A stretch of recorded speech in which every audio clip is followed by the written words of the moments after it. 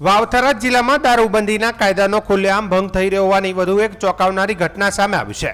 જિલ્લામાં એલસીબી દ્વારા Mavsari police station વિસ્તારમાં કરાયેલા બે અલગ અલગ દરોડામાં રૂપિયા 42 લાખથી વધુનો વિદેશી દારૂ અને અન્ય મુદ્દામાલ ઝડપાતા સરહદી વિસ્તારમાં દારૂના કાળા કારોબારનું મોટું નેટવર્ક સક્રિય થયું હોવાનો આશંકા વધુ મજબૂત બની છે।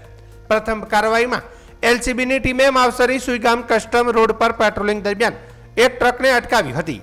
તપાસમાં ટ્રકમાં લોખંડના પતરાની આડમાં કુશળતાપૂર્વક છુપાવેલો ભારતીય બનાવટનો વિદેશી દારૂ મળી આવ્યો હતો।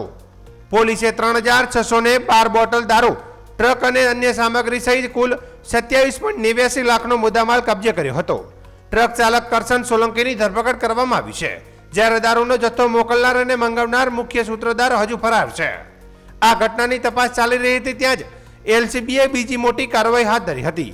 ચંદનગઢ ગામની સીમમાં ખોટી નંબર પ્લેટ લગાવેલી પિકઅપ ડાલામાં એરંડાના કટ્ટાઓની આડમાં દારૂ અને બિયરનો જથ્થો સંતાડીને લઈ જવામાં આવતો હોવાનું બહાર આવ્યું હતું।